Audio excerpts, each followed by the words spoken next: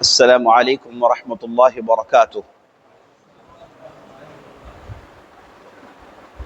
بسم اللہ الرحمن الرحیم، والحمد للہ رب العالمین، والعاقبۃ للمتقین، ولا عدوان الا علی الظالمین، والصلاة والسلام علی اشرف الانبیاء والمرسلین، نبینا محمد وعلى آلہ وصحبہ اجمعین، وبعد، وقال اللہ تبارک وتعالی: یا ایہا الذین آمنوا اتقوا اللہ ولتنظر نفس ما قدمت لغد واتقوا اللہ ان اللہ خبیر بما تعملون۔ وقال علیہ الصلاة والسلام: کن فی الدنیا کأنک غریب او عابر سبیل۔ تمام قسم کی تعریفیں و بڑائی و بزرگی اللہ رب العالمین کے لیے ہے، جو ہمارا خالق ہے، مالک ہے، مدبر ہے اور رب عظیم ہے۔ درود و سلام ہو نبی آخر الزماں احمد مجتبیٰ محمد مصطفیٰ محمد بن عبداللہ الہاشمی پر، جنہیں اللہ سبحانہ تعالیٰ نے رحمت بنا کر، ہدایت بنا کر سارے عالموں کے طرف مبعوث کیا، اور درود و سلام ہو آپ کے سچے اصحاب پر اور جن لوگوں نے ان کی اتباع کی قیامت تک کے لیے ان پر بھی۔ عزیز ساتھیوں، بزرگوں، بھائیوں، چلیے سب سے پہلے اللہ رب العزت کی بارگاہ میں ہاتھ اٹھا کر یہ دعا کرتے ہیں کہ اللہ سبحانہ تعالی جس طرح ہمیں اس مبارک مجلس میں جمع کیا ہے، ان مبارک چہروں کے ساتھ اس مبارک مسجد میں، اس مبارک مقام میں اسی طرح ہمیں جنات الفردوس میں جمع کرے، اور اللہ سے دعا کرتے ہیں کہ اللہ سبحانہ تعالی ہم اور آپ کو موت دیں تو اس حالت میں دیں کہ ہمارے دل میں تقوی کی کرنیں جھلک رہی ہوں، اور آئیے دعا کرتے ہیں کہ اللہ سبحانہ تعالی موت کے مراحل کو ہمارے لیے آسان کرے، قبر کی زندگی کو ہمارے لیے آسان کرے، قبر کے سوالات و جوابات کو ہمارے لیے آسان کرے، اور برزخ کی زندگی ہمارے لیے بغیچے، جنت کی بغیچوں والی زندگی میں تبدیل کر دے۔ اور اللہ سے دعا کرتے ہیں کہ اللہ سبحانہ تعالی جب اس کے سامنے کھڑے ہوں تو اس حالت میں کھڑے ہوں کہ اللہ کے اوپر ہماری بھرپور امید ہو اور اللہ کے رحمت کے منتظر ہوں، اور اللہ سبحانہ تعالی ہم سے کہیں کہ آگے بڑھو، تمہارے لیے کوئی حساب نہیں، نہ کوئی کتاب۔ آمین یا رب العالمین۔ عزیز ساتھیوں، بزرگوں، ابھی چند لمحوں کے لیے میں آپ کے ساتھ آخرت کی فکر، آخرت کی یاد تازہ کرنے والی باتیں، تازہ کرنے والے احادیث، تازہ کرنے والے واقعات آپ کے ساتھ شیئر کرنا چاہتا ہوں۔ اللہ سے دعا کریے گا کہ اللہ سبحانہ وتعالی ہمارے دل میں آخرت کی یاد کو تازہ کر دے، ہمارے دل میں آخرت کی یاد کو اجاگر کر دے، اور آخرت میں اللہ کے سامنے کھڑے ہو کر ٹھیک ٹھیک جوابات دینے کی ہمیں اللہ سبحانہ وتعالی توفیق بخشے۔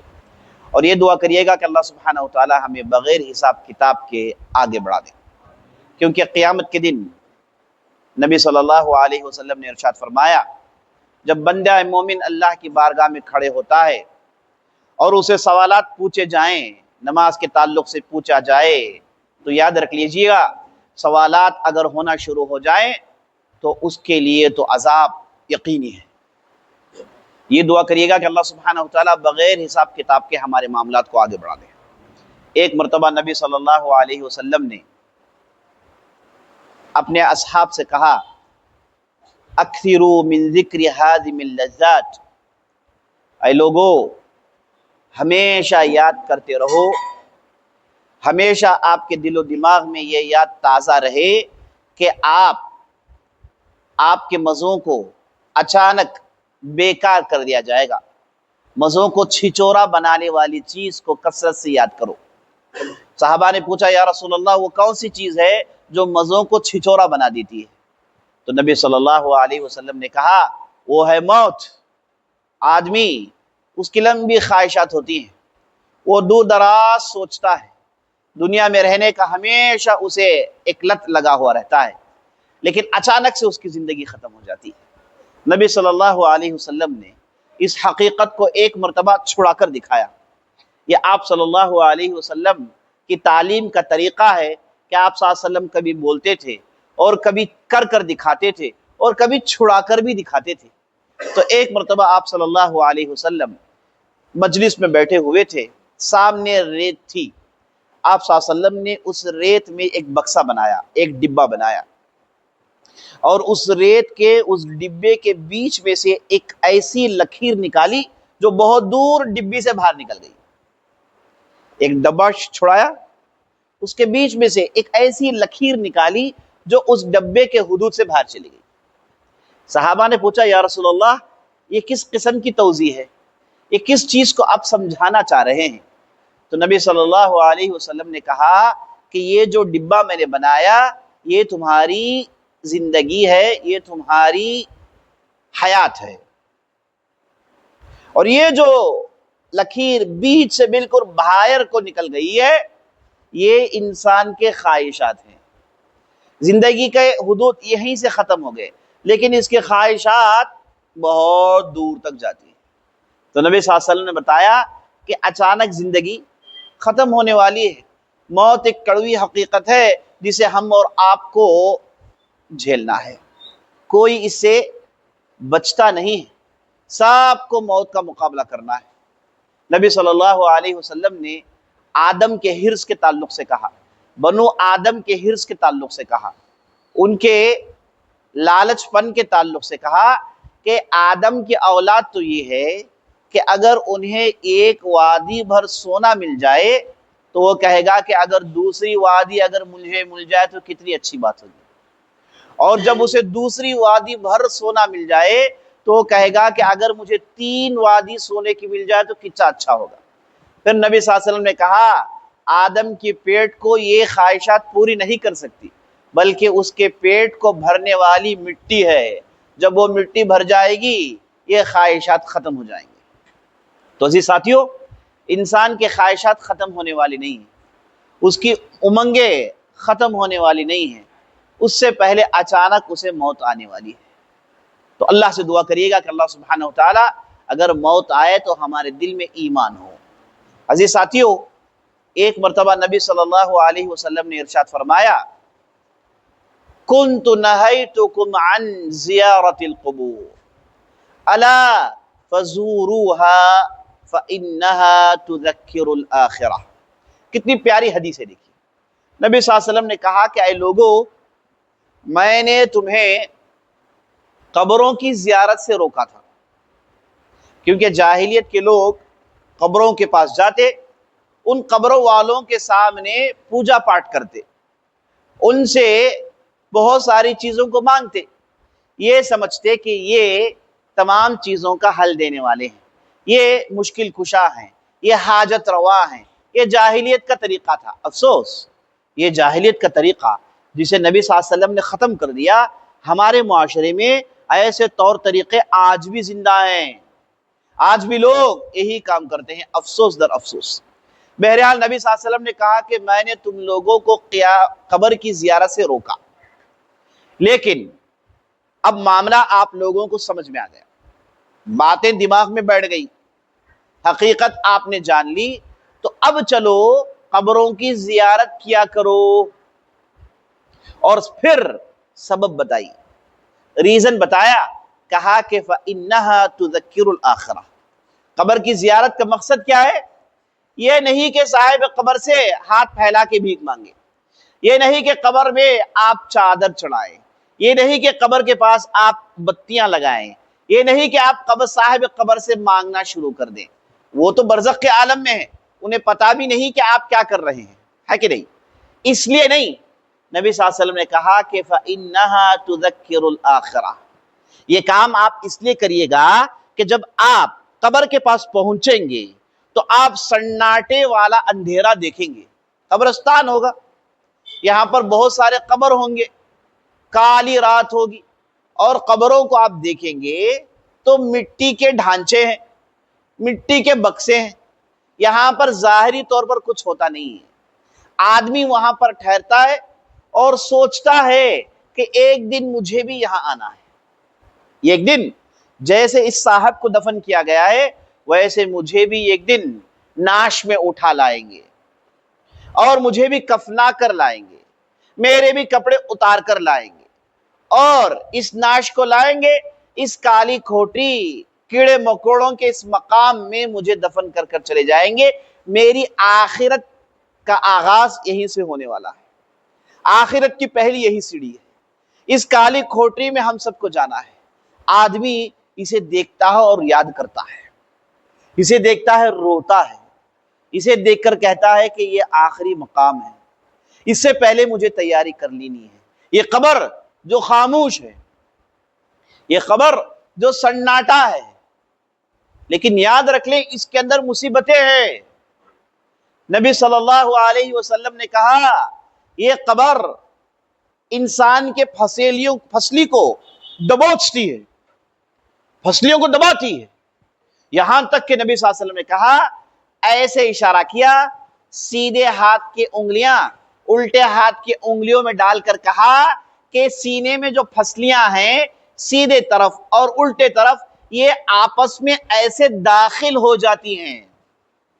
قبر انسانوں کو دبوچتی ہے، میتوں کو دبوچتی ہیں۔ اور پھر کیا کہا، یہ بڑی تعجب کی بات ہے، پھر یہ کہا اگر قبر کے دبوچنے سے کوئی بچ سکتا ہے، اگر قبر کے دبوچنے سے کوئی بچ سکتا ہے وہ سعد بن معاذ ہو سکتا تھا، لیکن قبر کا یہ دبوچنا اس سے کوئی بچا نہیں ہے۔ اللہ المستعان، اللہ المستعان۔ یہ کالی کھٹروری، یہ کالا مقام جسے میں کیڑے مکوڑے ہوں گے، عزیز ساتھیوں، یہ آخرت کی پہلی سیڑھی ہے۔ اللہ اکبر، آخرت کا آغاز یہی سے ہونے والا ہے۔ تو نبی صلی اللہ علیہ وسلم نے کہا کہ فَإِنَّهَا تُذَكِّرُ الْآخِرَةَ، اور کتنی سچی بات ہے، کتنی سچی بات ہے۔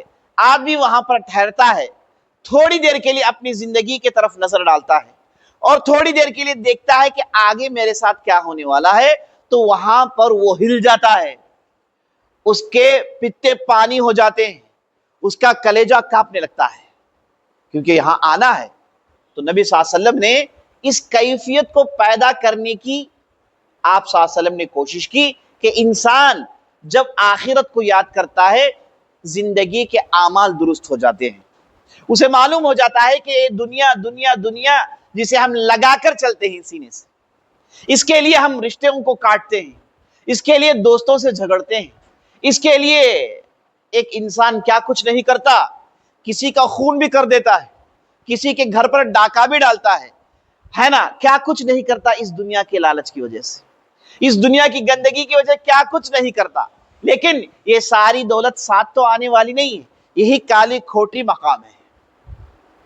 ایک مرتبہ آپ صلی اللہ علیہ وسلم ایک لڑائی کے موقع پر تھے، خیمے نصب کیے گئے تھے، خیمے ڈالے گئے تھے، گزارش ہے کہ تھوڑا آگے آئے اور اطمینان سے بیٹھے، بھائی اطمینان سے بیٹھے، بار بار نہیں اٹھے، چند باتیں ہیں جن سے ہماری آخرت سنورنے والی ہے، گزارش ہے کہ آپ دل و دماغ سے ان باتوں کو سنیں، اللہ سبحانہ و تعالی ہماری محنتوں کو قبول فرمائے۔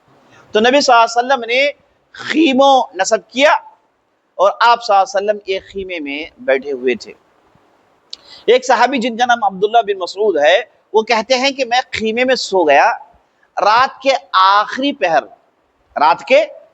آخری پہر میں مجھے اچانک سی سسکیوں کی آواز آ رہی ہے، ایسے لگ رہا ہے کہ کوئی رو رہا ہے، تو میری نیند بیدار ہوئی اور میں اٹھ کر اس آواز کی طرف چلنے لگا۔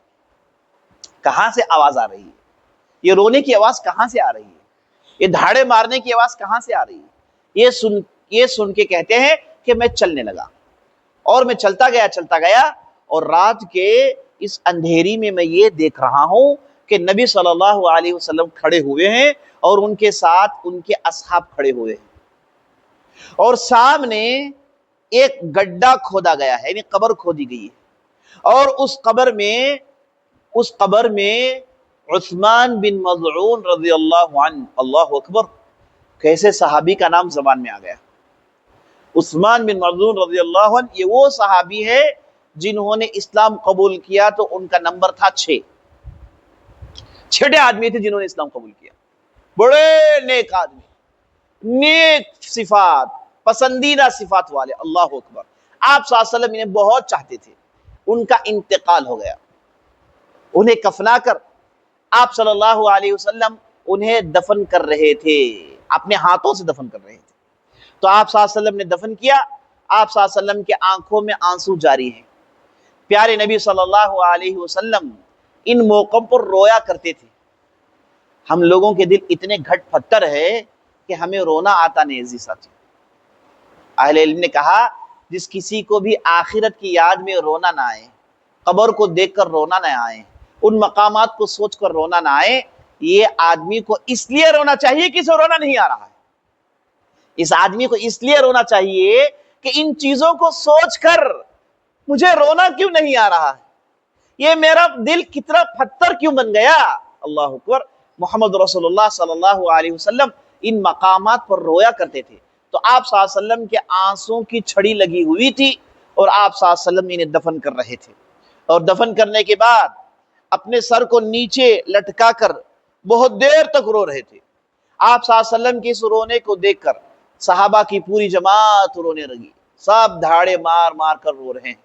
یہ وہ لوگ ہیں جن کے دل زندہ ہیں، جن کے دلوں میں دنیا کی خواہشات کے زنگ چڑھ جاتے ہیں نا، انہیں ان موقعوں پر رونا نہیں آتا۔ ان موقعوں پر بھی انہیں دنیا کی پڑی رہتی ہے، ان موقعوں پر بھی انہیں یہ سوچ ہوتی ہے کہ یہ صاحب جو گزر گئے، ان کی کتنی دولت تھی، ان کی کتنی اولاد تھی، یہ آگے چلے گئے، ان کے بعد ان کی اولاد کا کیا ہوگا، ان کی اولاد کو کون دیکھے گا، ان کی بیویوں کو کون دیکھے گا۔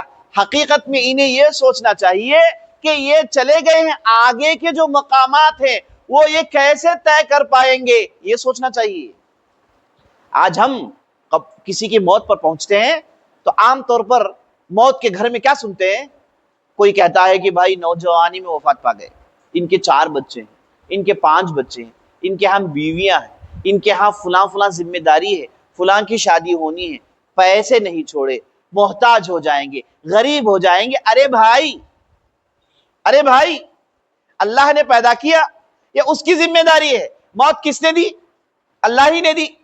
تو یہ جب تھے تب کون گھر چلاتا تھا؟ یہ چلاتے تھے۔ انہیں رزق کون پہنچاتا تھا؟ اللہ ہی تو پہنچاتا تھا نا۔ تو پھر آپ یہ چیز سوچ کر کیوں پریشان ہو رہے ہیں؟ یہ ویسے ہی ہے جیسے کسی زندے کو دیکھ کر آپ کہتے ہیں کہ بھائی آپ کے 4 بچے ہیں، آپ کے ہاں فلاں فلاں ہے، آپ کی یہ ذمہ داری ہے، پتہ نہیں آپ کیسے کریں گے، پتہ نہیں کیسے آپ پالیں گے۔ بھائی تو آپ تو زندہ ہے آدمی، اور مرنے کے بعد کیا فرق ہو گیا؟ زندہ تھا تو بھی اللہ ہی کھلاتا تھا، مرنے کے بعد اللہ ہی تو کھلائے گا۔ لیکن اس موت کے گھر میں بات چیت ہونی کیا چاہیے؟ وہاں پر گفتگو کیا ہونی چاہیے؟ وہاں پر چہمے گوئیاں کسے لے کر ہونی چاہیے؟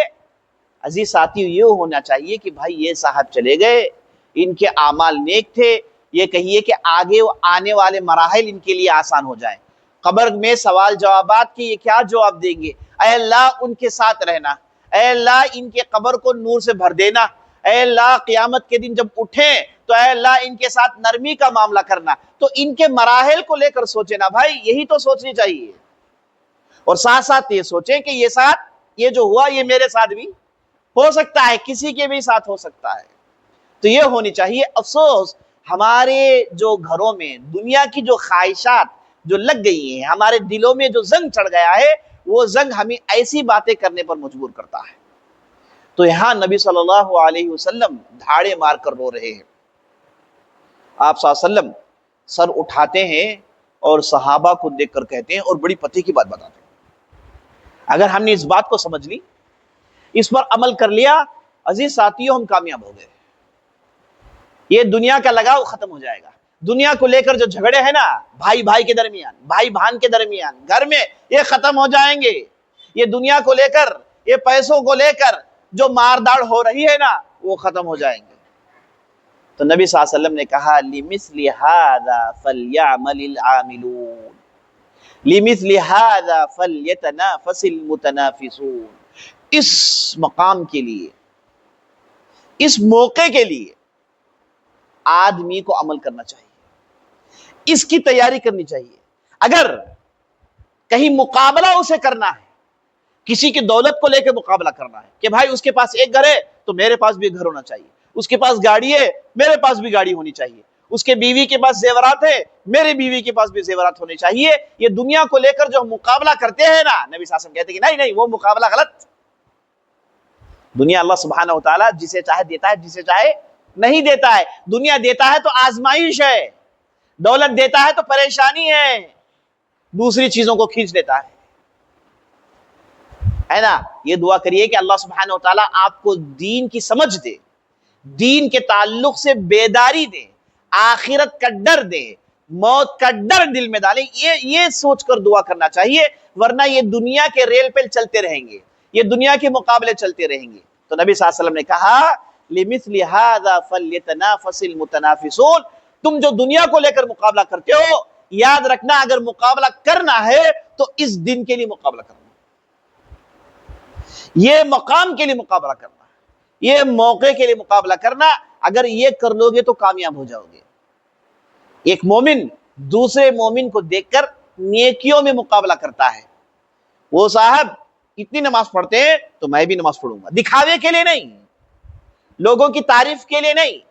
آج تو ہمارا معاملہ یہ ہے، چھوٹا سا چھوٹا عمل کرتے ہیں، چاہتے ہیں کہ لوگ تعریف کریں.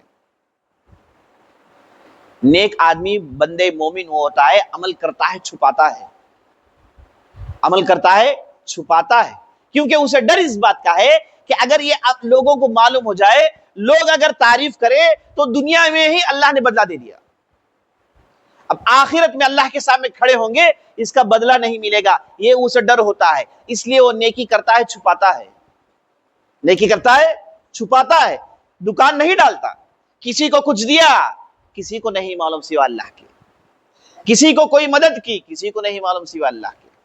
آج ہمارا معاملہ کیا ہے، کسی کو مدد کرتے ہیں تو 1000 بار احسان جتاتے ہیں، ہے نا. کیا 100 روپے دے دیا، 1000 روپے کے کام لے لیے، بول بول کر ہم اپنی عاقبت بھی برباد کر دیے اور اس نیک عمل کو بھی برباد کر دیا. آدمی عمل کرتا ہے چھپاتا ہے، آدمی عمل کرتا ہے چھپاتا ہے اور اللہ کے لیے عمل کرتا ہے.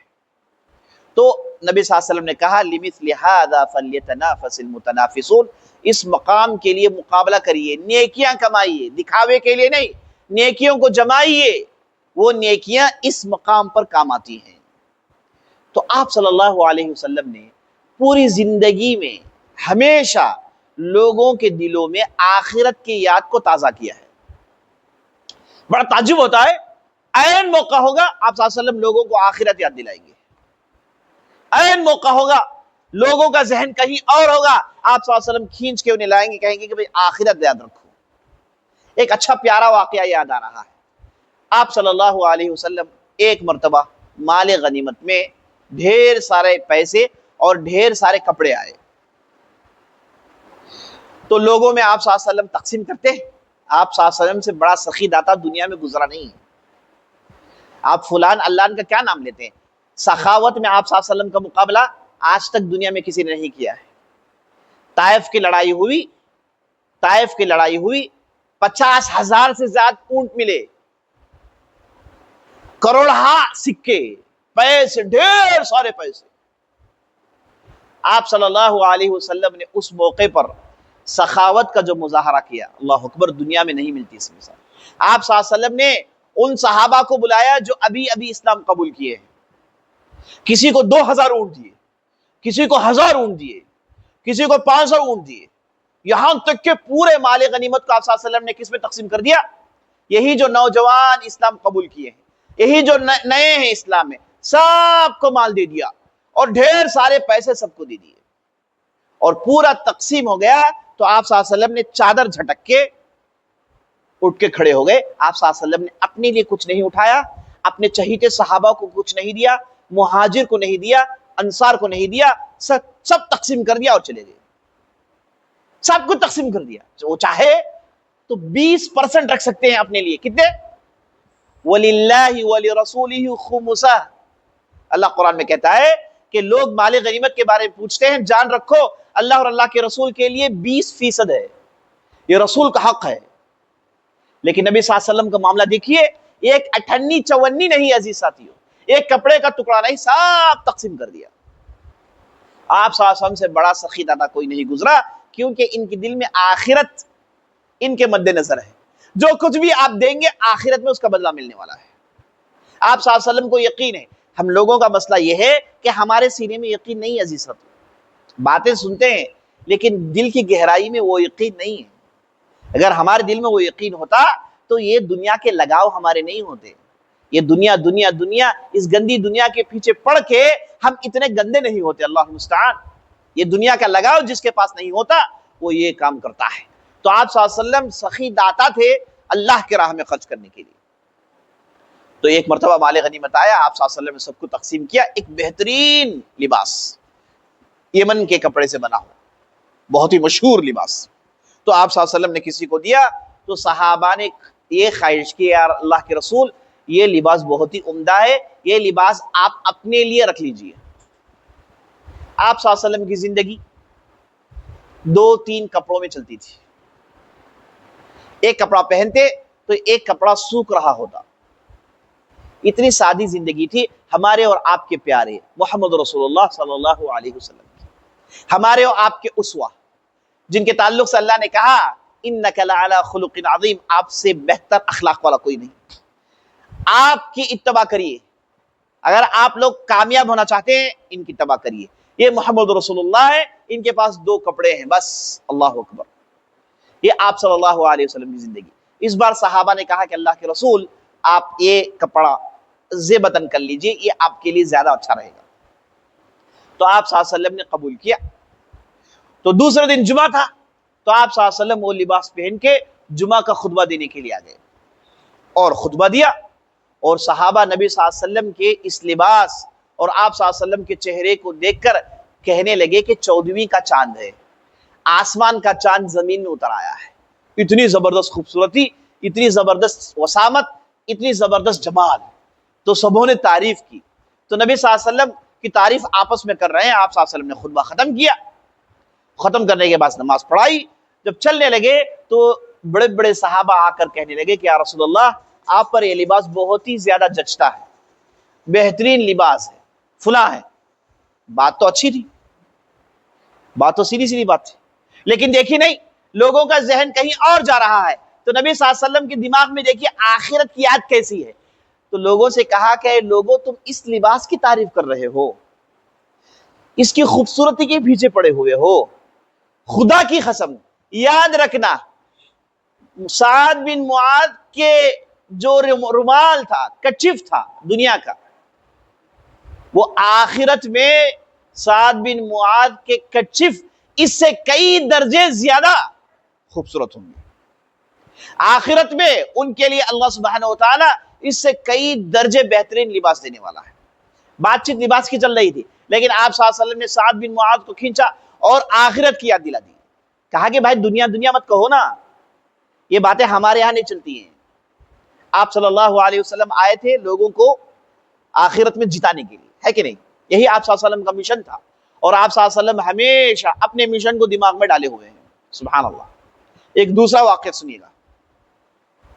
عبداللہ بن مسعود رضی اللہ عنہ بہت بڑے زبردست صحابی, اللہ نے قرآن کا انہیں اتنا علم دیا تھا, اتنا علم دیا تھا.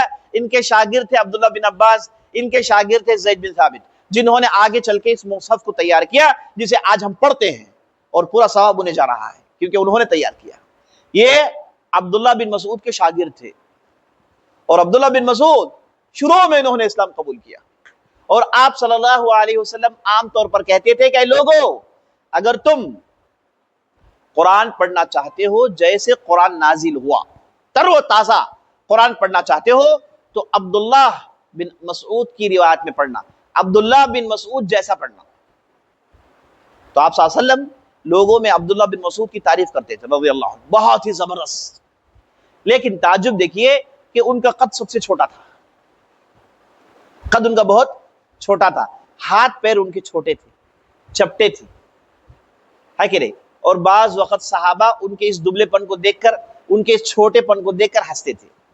تو ایک مرتبہ ہوا یہ کہ نبی صلی اللہ علیہ وسلم صحابہ کے ساتھ کھڑے تھے تو عبداللہ بن مسعود پیڑ پر چڑھ گئے، اور پیڑ پر چڑھ کے اس کی ڈھالی پر بیٹھے ہوئے تھے.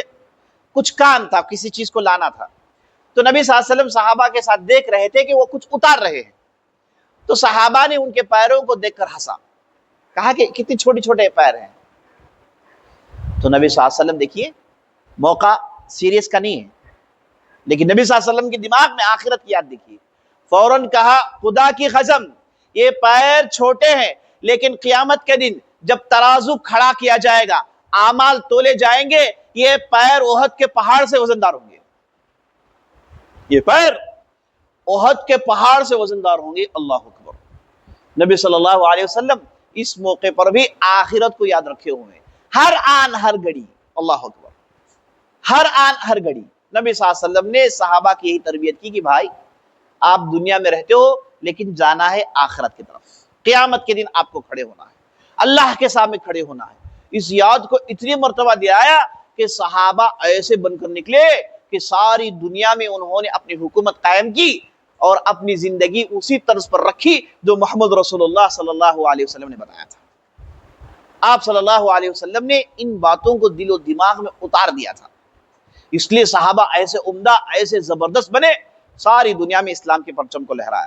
اگر وہ محنت نہیں کرتے تو عزیز ساتھیو آج ہم اس قریے میں بیٹھ کر ایسی دین کی باتیں نہیں کر رہے ہوتے، ہم کسی مندر میں گھنٹی مار رہے ہوتے اور کسی بت کے سامنے سر رگڑ رہے ہوتے، اور ہمیں یہ صحیح راستے نہیں ملتے اور یہ بہترین تعلیمات نہیں ملتی. یہ صحابہ کی محنت تھی اور صحابہ کی وہ تربیت تھی جو نبی صلی اللہ علیہ وسلم نے صحابہ کی کی. اور چلیے بات آگے بڑھائیے. نبی صلی اللہ علیہ وسلم نے کیسے آخرت کو یاد دلایا. ایک مرتبہ دو صحابی کے درمیان کسی معاملے میں آگے پیچھے ہو گیا. معاملہ یہ تھا کہ ان کے دونوں کی زمین تھی، بیچ میں ایک درخت تھا. یہ صحابی نے کہا کہ یہ درخت میرا ہے، یہ صحابی نے کہا کہ یہ درخت کو میں نے بویا ہے. دونوں کے درمیان اختلاف ہو گیا. جھگڑے نہیں پیسوں کے جو آج ہمارے یہاں ہوتے ہیں. تو ان کے درمیان بات چیت آگے پیچھے ہو گئی. دونوں نبی صلی اللہ علیہ وسلم کے پاس فیصلہ کرنے کے لیے آگے. اب وہاں پر بعض صحابہ بیٹھے ہیں، ان میں ابو الدرداء نامی ایک صحابی بیٹھے ہوئے. تو نبی صلی اللہ علیہ وسلم نے دونوں کو سمجھایا، کہا کہ بھائی چھوڑ دو. اور ساتھ نبی صلی اللہ علیہ وسلم نے کہا کہ اگر تم اس پیڑ کو اس درخت کو اللہ کے لیے چھوڑ دو گے، آخرت میں میں تمہیں ایک درخت کے بدلے جنت کے ایک درخت کا میں گارنٹی دیتا ہوں. کیا کہنا تھا؟ ایک صحابی نے کہا اللہ کے رسول آپ ہی نے دے دیجیے، معاملہ ختم. معاملہ ختم. آج ہمارے جھگڑے ہوتے ہیں، عالم صاحب کے پاس جاتے ہیں، عالم صاحب فیصلے سناتے ہیں تو عالم صاحب کہتے ہیں کہ آپ بھی غلط ہیں، ہے نا، آپ بھی ان سے ملے ہوئے ہیں، ہے نا. یہ آج ہمارے معاملے، اللہ المستعان. ہمارے فیصلے کہاں ہوتے ہیں؟ افسوس ان پولیس اسٹیشنوں میں، ان کورٹ میں آدمی کچہری میں گھومتے رہتا ہے اور یہ دنیاوی نظام لے کر بیٹھے ہوئے ہیں، ہے کہ نہیں؟ یہ پولیس والا یہ دنیاوی نظام لے کر بیٹھا ہوا ہے، اس کے فیصلے کو سننے کے لیے تیار ہے. یہ اللہ اور اللہ کے رسول کا علم رکھنے والا یہ فیصلہ سناتا ہے تو ہمارے گال میں جور رہی نہیں تھی. افسوس. یہ صحابہ دیکھیے نبی صلی اللہ علیہ وسلم فیصلہ سنایا، دونوں راضی برضا ہو گئے. اب یہاں پر جو مجلس میں بیٹھے تھے ابو الدرداء، وہ گھر گئے. کوئی چیز انہیں کھا رہی تھی، اندر سے کوئی چیز انہیں پریشان کر رہی تھی. پھر گھر سے واپس آئے، نبی صلی اللہ علیہ وسلم کے گھر میں آ کر دستک دی. دیکھیے سبحان اللہ، کیسے صحابہ تھے، کیسے لوگ. تو نبی صلی اللہ علیہ وسلم نے دروازہ کھولا تو ابو الدرداء نے کہا یا رسول اللہ، آج آپ نے مجلس میں یہ کہا تھا کہ ایک درخت کے بدلے آپ آخرت میں ایک درخت کا انعام دیں گے، گارنٹی دیں گے. کیا یہ بات سب کے لیے یا پھر ان دونوں کے لیے؟ کیونکہ انہیں نالج ہے کہ بعض فیصلے خاص ہوتے ہیں اور بعض فیصلے عام ہوتے ہیں. انہیں جانتے ہیں، معلومات ہے انہیں، معاملات کو فرق کرنے کا وہ مادہ ہے. تو ابو الدرداء نے کہا اللہ کے رسول ان کے لیے ہے یا پھر سب کے لیے؟ تو نبی صلی اللہ علیہ وسلم نے کہا سب کے لیے، سب کے لیے. تو گھر دوڑے، پھر واپس آئے، پھر دستک دی، پھر دروازہ کھولا، کہا کہ کیا ابو الدرداء کیا ہو گیا؟ تو نبی صلی اللہ علیہ وسلم کے ہاتھ میں کنجیاں دی، کہا یا رسول اللہ یہ میرا سب سے بہترین باغیچہ ہے جسے میں چاہتا ہوں، جس کا نام ہے بیروحا، جس کا بہت ہی پانی میٹھا ہوتا تھا، اور آپ صلی اللہ علیہ وسلم خود جاتے اس باغیچے میں بیٹھتے، اس کا پانی پیتے تھے۔ کہا اللہ کے رسول یہ میرا بہترین مال ہے اور اس میں ڈھیر سارے درخت ہیں، اللہ کے رسول یہ چابی رکھ لیجئے، یہ جو آپ نے خوشخبری سنائی اس کے لیے میرے لیے دعا کریے۔ نبی صلی اللہ علیہ وسلم نے کہا بخن بخ، تم نے کیا بہترین سودا کر لیا ابو الدرداء، کیا کام تم نے کر دکھایا۔ اب ابو الدرداء وہ نہیں جن کے پاس ڈھیر سارے باغیچے ہیں، وہ نہیں جن کے پاس ڈھیر سارے پراپرٹیاں ہیں، لیکن وہ چاہتے تھے کہ جنت میں ان کا ایک باغیچہ تیار ہو جائے، جنت میں ان کے لیے ایک مقام تیار ہو جائے۔ تو انہوں نے اس باغیچے کو دے دیا اور دوڑے، اب اس بار دوڑے اس باغیچے کی طرف، اور باغیچے کے پاس چلے گئے اور دروازے کے پاس رک گئے، اندر بھی نہیں گئے، اور دروازے کے پاس رک کر آواز دیتے کہتے ہیں کہ اے ام درداء باہر آ جاؤ، اے درداء کی ماں چلو باہر آ جاؤ۔ وہ اندر سے چیخ کر کہنے لگی کہ ابو الدرداء ہو کیا کہہ گیا ہے، یہ تو ہمارا گھر ہے، ہم کہاں جائیں، کیوں نکلیں؟ تو ابو الدرداء نے کہا کہ میں نے بہترین سودا کیا ہے، میں نے بہترین سودا کیا ہے۔ اس عورت نے، دیکھیے پاک نفس عورت نے، پاک دامن عورت نے، یعنی صحابہ کے دل ایمان سے اتنے پر تھے کہ نبی صلی اللہ علیہ وسلم یہ کہہ دے تو اتنا یقین کہ اللہ اکبر۔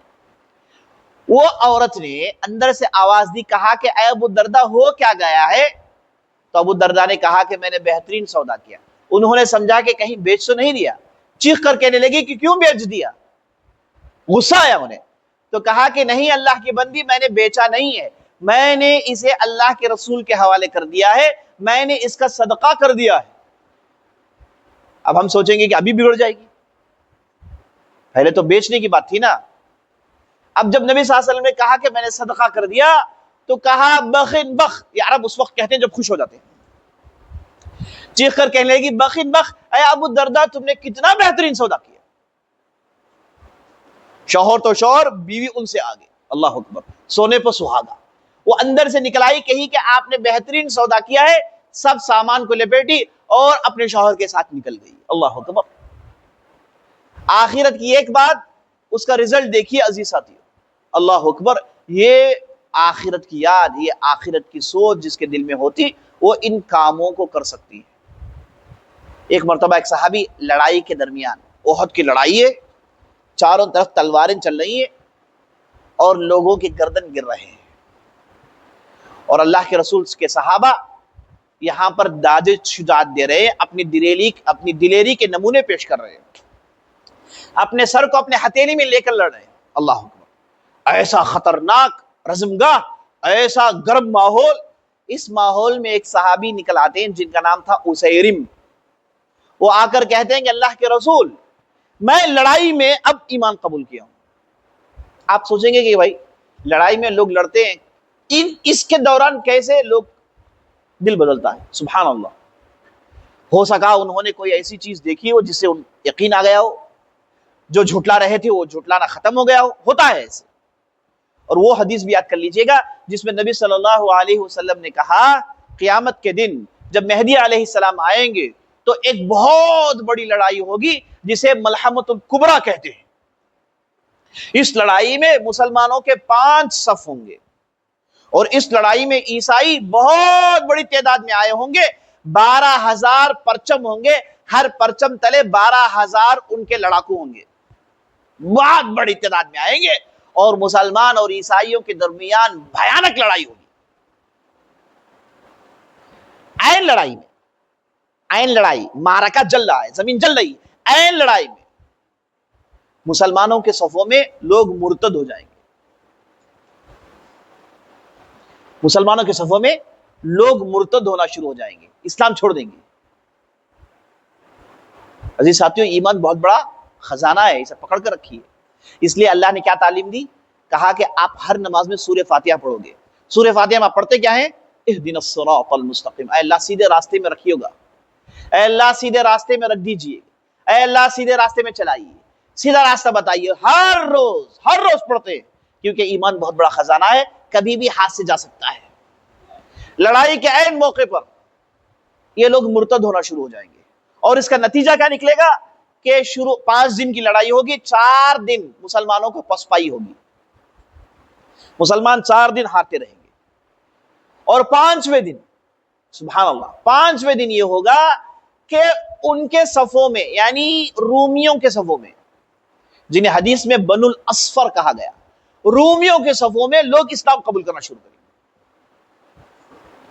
بڑی تعداد میں مسلمان ہو جائیں گے، اور وہ مسلمانوں کے ساتھ جمع ہو جائیں گے۔ 5ویں دن فیصلہ کن معرکہ ہوگا، اور ایسا زبردست معرکہ ہوگا، اللہ سبحانہ وتعالی مسلمانوں کو جیت دے گا، اور یہ لڑائی مسلمان جیت جائیں گے۔ اور جب لڑائی ختم ہو جائے گی، اللہ اکبر، حدیث میں ارشاد ہے کہ پرندے اڑیں گے، اڑ اڑ کے تھک جائیں گے، ان کے نیچے ناشیں ختم نہیں ہوں گی، اتنی ناشیں بڑی ہوں گی، مسلمان بھی مرے پڑے ہوئے ہوں گے، کافر بھی مرے پڑے ہوئے ہوں گے۔ تو عین لڑائی میں عزیز ساتھی ہوتا ہے، عین لڑائی میں لوگوں کو جلوے نظر آتے ہیں، ایمان والوں کو فرشتے نظر آتے ہیں، ایمان والوں کو جنت سے ٹھنڈی ہوائیں آ رہی ہوتی ہیں، اللہ اکبر، آخرت پر یقین، آخرت کی یاد اتنی تازہ ہوتی ہے کہ دنیا کے تلوار کے مار انہیں دکھتے نہیں ہیں۔ بدر کے میدان میں ہم نے یہی دیکھا نا، بدر کے لڑائی میں کئی صحابہ کے گلے کٹ گئے، ان کے گلوں سے خون نکل رہا ہے، حلق پیاس کی وجہ سے چبن ہو رہی ہے، اور خراٹے مار رہے ہیں۔ ایک صحابی دوڑتے ہیں پانی لے کر، انہیں پانی پلانا چاہتے ہیں، ان کے چہرے میں مسکان ہے، وہ ہنس رہے ہیں، حلق سوکھا ہوا ہے، کٹا ہوا ہے، خون گر رہا ہے، وہ ہنس رہے ہیں، اور وہ صحابی سے کہتے ہیں کہ میرے بھائی کی آواز آ رہی ہے، وہ خرا رہے ہیں، آپ براہ کرم پانی انہیں دے دیں۔ وہ صحابی دوڑتے ہیں اس صحابی کے پاس، وہ کہتے ہیں تیسرے کے پاس، تیسرے کہتے ہیں چوتھے کے پاس، چوتھا پھر ایک کے پاس، یہ صحابی پانی لے کر دوڑ رہے ہیں، چاروں کے چار شہید ہو گئے، اور سب کے چہرے میں مسکان۔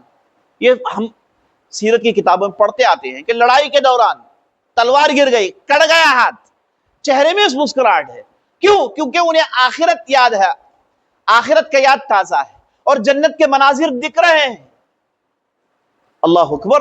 تو یہ صحابی آ کر لڑائی کے عین موقع پر کہا، اللہ کے رسول، مجھے اللہ نے ایمان سے سرفراز کیا ہے، میں مشرف با اسلام ہو گیا۔ تو نبی صلی اللہ علیہ وسلم سے پوچھنے لگے، اللہ کے رسول میں کیا کروں؟ تو نبی صلی اللہ علیہ وسلم نے کہا کہ تمہیں نہیں نظر آ رہا ہے، تم نہیں دیکھ رہے ہو، رزمگاہ جل رہا ہے، لڑائی ہو رہی، چلو آگے بڑھو، اس سے بہتر اب کوئی عمل نہیں۔ اور وہ نبی صلی اللہ علیہ وسلم کی بات سننے کے بعد اپنے جیب سے چند کھجور کے دانے نکالتے ہیں، منہ میں ڈالتے ہوئے سوچتے ہیں کہ میں کھجور کھاؤں، چابوں، اور وہ پیٹ میں جائے، ہے نا، اور جنت میرا منتظر ہے، یہ تو بڑا لمبا وقت ہے۔ کھجور کے دانے پھینکتے ہیں، تلوار لے کے میدان میں چھلانگ لگاتے ہیں، ایسی پھرتی کے ساتھ لڑتے ہیں، شہید ہو جاتے ہیں۔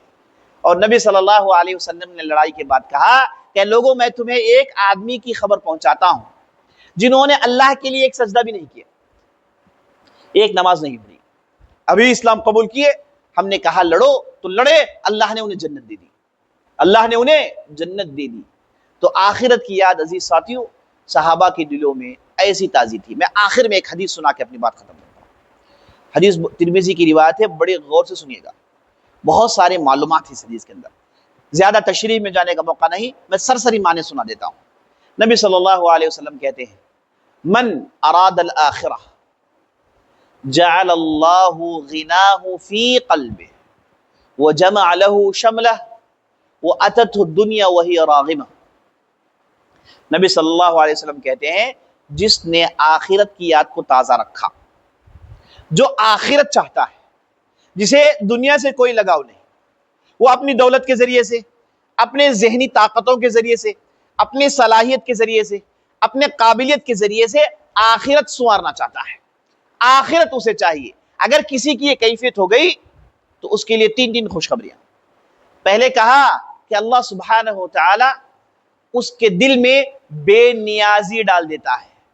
بے نیازی سے مراد کسی کی دولت کی خواہش نہیں ہوتی، لالچی نہیں ہوتا، طمع اس کے اندر نہیں ہوتی، اس کا دل مالدار ہو جاتا ہے۔ مالداری حقیقت میں کیا عزیز ساتھیوں؟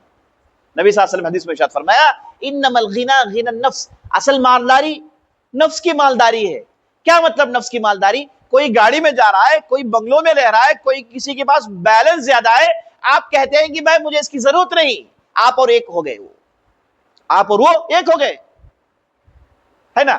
اصل مالداری دل کی مالداری ہے۔ تو نبی صلی اللہ علیہ وسلم نے کہا اگر کسی کے دل میں آخرت کی یاد ہو تو اللہ سبحانہ و تعالیٰ اس کے دل میں مالداری ڈال دیتا ہے۔ بہت بڑی نعمت ہے۔ ہمارا معاملہ یہ ہے کہ ہم دوسروں کو دیکھ کر بدک جاتے ہیں، دوسروں کو دیکھ کر پریشانی ہوتی ہے۔ خاموش بیٹھے تھے، پتا چلا کہ فلاں نے کار لے لی تو یہ صاحب کی رات کی نیند اڑ گئی، کہا کہ اسے ملا مجھے نہیں ملا، میں کیسے حاصل کروں، میں کیا کروں؟ اور گھر میں لوگ کہتے ہیں کہ فلاں لے لیا آپ نے کیا کیا، فلاں نے فلاں پیسے کا انتظام کر لیا آپ نے کیا کیا، فلاں نے گھر لے لیا آپ کے پاس کیا ہے، فلاں وہاں جا رہے ہیں آپ کے پاس کیا ہے کہ نہیں؟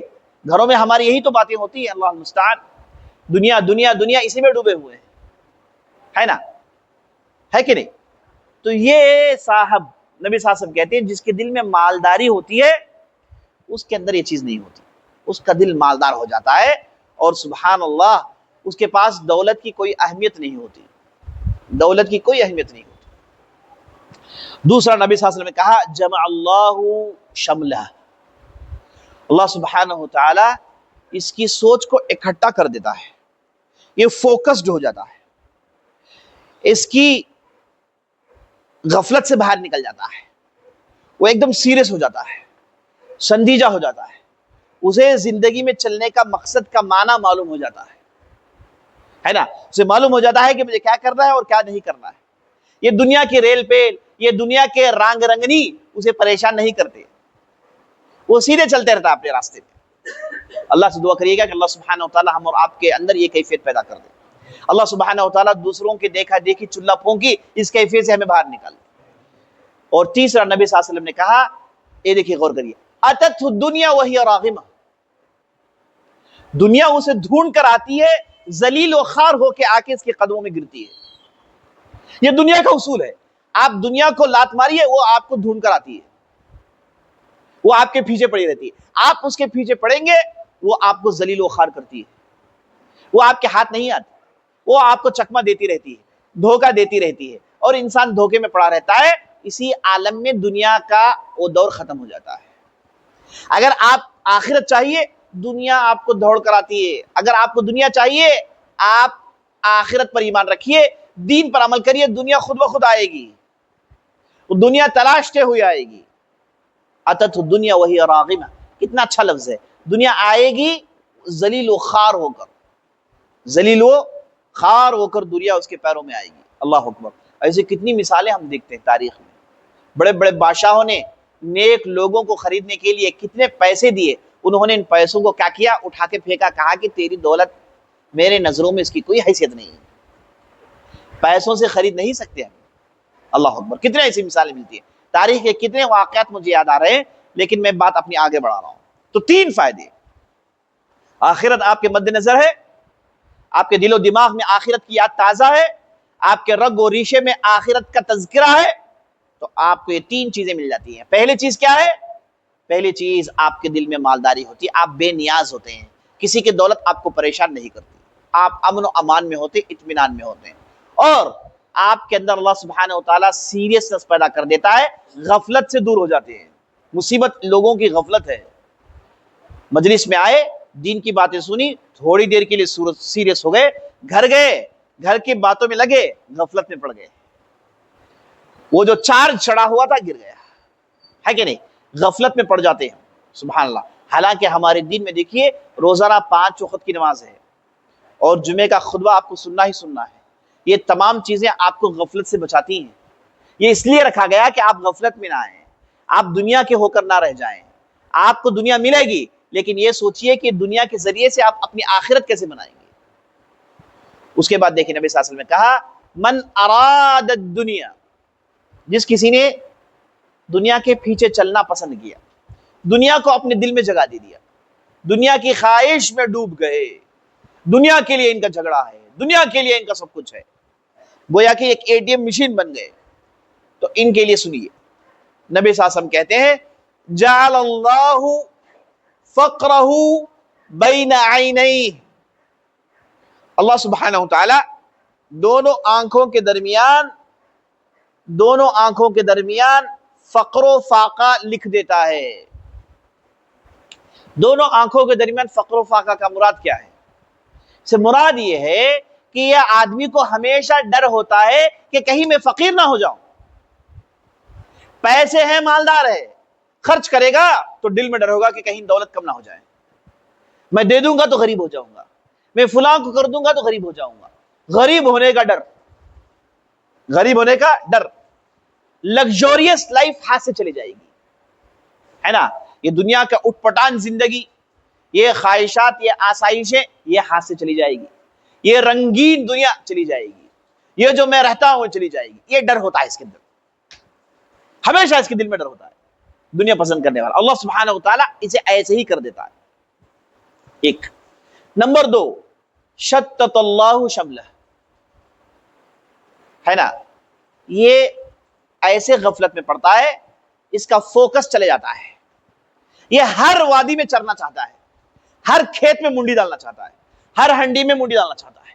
اسے سب چاہیے، ہے نا. اس کی زندگی ملغوبہ بن جاتی ہے، کوئی زندگی کا مقصد نہیں، کیا کر رہا ہے کیا نہیں کر رہا ہے. یہ آدمی کیا ہوتا ہے، دنیا کی خواہشات اسے بیکار کر دیتی ہے. یہ دنیا میں فیل ہوتا ہے، یہ بحیثیت شوہر فیل ہو جاتا ہے، بحیثیت باپ فیل ہو جاتا ہے، بحیثیت تاجر فیل ہو گیا، بحیثیت اونر فیل ہو گیا. کوئی عزت نہیں کرتا اس کی، کیونکہ یہ فقر کے ڈر کے مارے اس کے 58 نہیں نکلتے پیکٹ سے. فقر سے اللہ ڈرا دیتا ہے اسے، اور اس کے فوکس کو ختم کر دیتا ہے. یہ ہر وادی میں بھٹکنے والا بن جاتا ہے. اور اس کے بعد دیکھیے وَلَمْ يَأْتِهِ مِنَ الدُّنْيَا إِلَّا مَا قُدِّرَ لَهُ. یہ لاکھ کوشش کر لے، دیوانہ وار کوشش کرے، ایڑی چوٹی کا زور لگائے، اسے دنیا میں اتنا ہی ملنے والا ہے جو اللہ نے تقدیر میں لکھا ہوا ہے، جو اللہ نے تقدیر میں لکھا ہوا ہے. اس کے بعد کیا ہے، لا يصبح الا فقرا ولا يمسي الا فقيرا. اس کا صبح و شام فقر و فاقے میں گزرتا ہے. کتنے مالدار ہیں جو فقیر ہیں، کتنے مالدار ہیں جو فقیر ہیں. اس کی مالداری سے کچھ فائدہ نہیں پہنچاتی، ہے نا. یہ ہے بنگلوں میں، لیکن 58 کی اتنی خواہش کہ سڑک میں رہنے والا اس 58 کو پھینک سکتا ہے، لیکن یہ نہیں پھینکے گا. اسی کو نبی صلی اللہ علیہ وسلم نے کہا کہ لعن اللہ عبد الدرہم وعبد الدینار. اللہ کی لعنت ہوتی ہے درہم کے بندے پر، اللہ کی لعنت ہوتی ہے دینار کے بندے پر، اللہ کی لعنت ہوتی ہے اس دنیا کے رنگ برنگین کے بندے ہونے پر. بعض لوگ پیسوں کے بندے ہیں، انہیں کچھ دکھتا نہیں، پیسے ہی دکھتے ہیں بس، انہیں سکے دکھتے ہیں بس، نوٹ دکھتے ہیں بس. کسی کا دل ٹوٹے، کسی کا دل برباد ہو، کسی کا گھر لٹ جائے، ہے کہ نہیں، کوئی مسجد بنے یا نہ بنے، ہے نا. یہ جو دیندار ہیں ان کے ساتھ کیا ہوتا ہے ہونے دو. دین پڑھنے والے پڑھانے والے ان سے کوئی سروکار نہیں. ان سے آپ جا کر کہیے کہ مسجد بنی جا رہی ہے، آپ اللہ کی راہ میں کچھ دو تو ٹوٹل کے 100 روپے نکلتے ہیں، ہے نا. اب خود اپنے گھر میں گاڑی کھڑائے ہوئے ہیں، فلاں کھڑائے ہوئے ہیں، فلاں ان کے جو ہے خود کے خواہشات ہیں. جب دین کی بات آتی ہے تو 58 نہیں نکلتی. یہ وہ لوگ ہیں جو مالدار فقیر ہیں، مالدار فقیر ہیں، دولت انہیں کچھ فائدہ نہیں پہنچاتی. یہ دولت کے بندے ہیں، دولت ان کے بندے نہیں. سبحان اللہ، کتنی زبردست بات دیکھیے، یصبح فقیرا ویمسی فقیرا. اس کے بعد دیکھیے نبی صلی اللہ علیہ وسلم کہتے ہیں، اس کے بعد کہتے ہیں اگر کسی نے آخرت سے سچی محبت کی، جعل اللہ قلوب المسلمین تنقاد له بالود والرحمہ.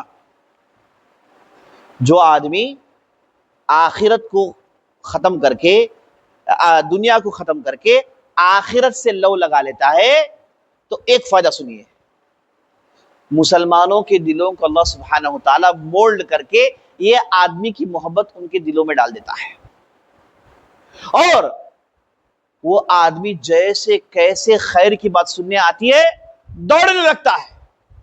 اس کی مثال آپ ابوبکر صدیق کی زندگی میں دیکھیے، وہ کبھی فقیر نہیں ہوئے، سبحان اللہ. عثمان الغنی کی زندگی میں دیکھیے آپ، وہ کبھی فقیر نہیں ہوئے. عبد الرحمن بن عوف کے ہاں وہ کبھی فقیر نہیں ہوئے. عشرہ مبشرین یعنی 10 صحابہ جنہیں اللہ کے رسول نے دنیا میں جنت کی خوشخبری سنائی، اس میں 6 کروڑ پتی ہیں، یاد رکھ لیجیے، 6 سے 7 بلینرز ہیں۔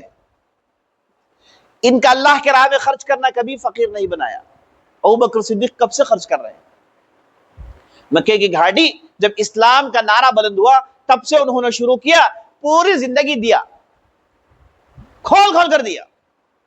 سلمان فارسی کا آقا یہودی نے کہا کہ بھائی مجھے سلمان فارسی لینا چاہتے ہو تو مجھے 1 سونے کا انڈا چاہیے۔ کیا چاہیے؟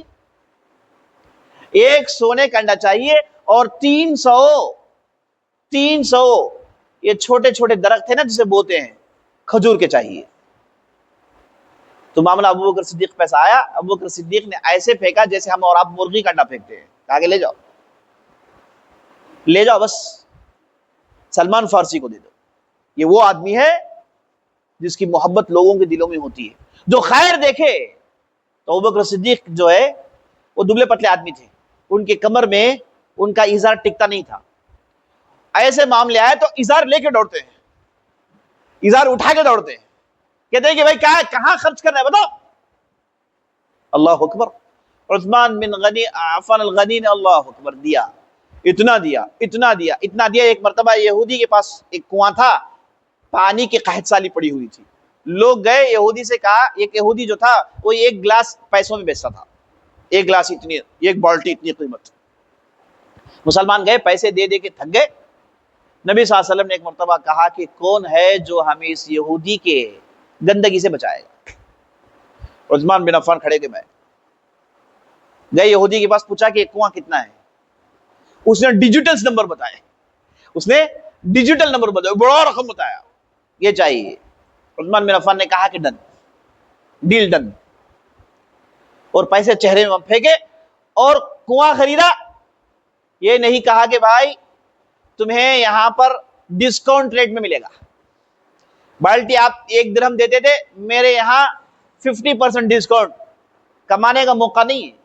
یہ کہا کہ بھائی پورے کا پورا فری ہے، عثمان کا نہیں ہے، یہ جنرل پبلک کا ہے، دے دیا، نکل گئے، کبھی پلٹ کر دیکھا بھی نہیں۔ خیر کی بات آئے دوڑتے تھے۔ نبی صلی اللہ علیہ وسلم نے ایک مرتبہ کہہ دیا کہ بھائی اے عثمان تم جو بھی کرو اللہ پکڑے گا نہیں، اس کے بعد تم جو چاہے عمل کرو۔ اتنا تم نے عمل کر لیا، اتنا تم نے احسانات کر دیے کہ میں نہیں سمجھتا کہ اب تمہارے ساتھ کچھ پوچھ تاچھ ہوگی۔ تم جو بھی کر دیے، اس کے بعد جو بھی کرنا ہے اللہ پوچھے گا نہیں۔ لیکن عثمان بن عفان پوری زندگی عبادت میں انہوں نے گزاری۔ خلیفہ بنے تو قرآن پڑھ رہے تھے جب شہید ہو گئے، کبھی فقیر نہیں ہوئے، سبحان اللہ۔ ایک مرتبہ عبد الرحمن بن عوف مسجد میں عبادت میں مصروف ہیں تو مدینے میں کڑاکے کی آواز آئی، ایک بہت بڑی آواز آئی تو لوگ دوڑے آواز سننے کے لیے۔ تو جب جائے دیکھا عبد الرحمن بن عوف کے 2000 اونٹ آئے ہیں مدینہ میں، یہ ان کے بزنس کا پروفٹ تھا۔ کتنے اونٹ؟ 2000 اونٹ آئے ہیں۔ یہ عبد الرحمن بن عفان وہ جب مکہ چھوڑ رہے تو سب کچھ چھوڑ دیا، اپنے کپڑے چھوڑ دیے، دولت چھوڑ دی، سب کچھ چھوڑ دیا۔ مشرکین مکہ نے کہا کہ تم جانا چاہتے جاؤ، تمہاری دولت نہیں جائے گی۔ کہا کہ تھوکتا ہوں اس دولت پہ، لے لو۔ مدینہ آئے خالی ہاتھ۔ سعد بن ربیع ان کے دوست بھائی بن گئے۔ سعد بن ربیع نے کہا کہ عبد الرحمن یہ میری 2 بیویاں ہیں، ایک کو طلاق دیتا ہوں، تم شادی کر لو۔ یہ میرے 2 گھر ہیں، یہ گھر تم ڈھالو۔ یہ میرا فلاں ہے، تم ڈھالو۔ عبد الرحمن بن عوف نے کہا کہ اللہ تمہارے برکت ڈالے تمہاری دولت میں، مجھے صرف بازار کا راستہ دکھاؤ، مجھے صرف بازار کا راستہ دکھاؤ۔ سعد بن ربیع نے بازار دکھایا، پنیر کی دھندا شروع کیا، پنیر کا بزنس۔ 7 سال میں یہ عالم، 7 سال میں یہ عالم کے صرف بزنس کا پروفٹ 2000 اونٹ ہے، مدینے کے اندر آ رہے ہیں، اور لوگوں نے کہا کہ 2000 اونٹ، اور عبد الرحمن بن عوف مسجد میں ہے۔ لوگ دوڑ کر آئے، بولے کہ مدینے میں کھلبلی مچ گئی ہے، آپ لوگوں نے آپ کے اونٹ کو دیکھ کر چلانا شروع کیا ہے۔ کہا کہ یہ دنیا کی دولت دیکھ کر خوش ہو گئے، جا کر بتا دو 2000 کے 2000 اونٹ اللہ کی راہ میں صدقہ، 2000 کے 2000 اونٹ پورے کا پورا اللہ کی راہ میں صدقہ سنا دو۔ یہ وہ لوگ ہیں جن کے دل و دماغ میں آخرت یاد ہے، جن کے دل و دماغ میں آخرت کی یاد چڑھی ہوئی ہے، اللہ کے سامنے کھڑے ہونے کا ڈر ہے۔ نبی صلی اللہ علیہ وسلم نے کہا قیامت کے دن بندہ جب اللہ کے سامنے کھڑا ہوتا ہے لا تزول قدم عبد حتى يسأل عن اربع، قیامت کے دن بندے مومن کے پیر ہلیں گے نہیں جب تک کہ 4 چیزوں کے بارے میں بتا نہ دے۔ عن عمره فيما افناه، اللہ نے جو عمر دی کہاں خرچ کی، اللہ نے جو پیسے دیے کہاں خرچ کیے، پیسے کیسے کمائے، کہاں لگایا، آپ کا انکم کا سورس کیا ہے، اور جو انکم تھا اسے آپ نے لگایا کہاں، یہ نوجوانی کہاں صرف کی، یہ نوجوانی کی طاقت کہاں صرف کی۔ یہ سوالات کے جوابات جب تک آدمی نہیں دیتا آگے نہیں بڑھے گا۔ اللہ تعالیٰ سے دعا کرتے ہیں کہ اللہ سبحانہ و تعالیٰ ہم نے جو بھی کہا ہے جو بھی سنا ہے اس کے مطابق عمل کرنے کی توفیق بخشے۔ اللہ سبحانہ و تعالیٰ دل و دماغ میں آخرت کی یاد کو تازہ کر دے۔ اللہ سبحانہ و تعالیٰ دنیا کے لو لگاؤ سے ہمیں دور کر دے، دنیا کے ریل پیل میں اے اللہ ہمیں غفلت میں مت ڈال، اے اللہ ہمارے دل و دماغ میں آخرت کی یاد کو تازہ رکھ۔ اقول قولی هذا واستغفر الله لي ولكم ولسائر المسلمين من كل ذنب وخطيئة فاستغفروه انه الغفور الرحيم، وصلى الله على نبينا محمد وعلى آله وصحبه اجمعين۔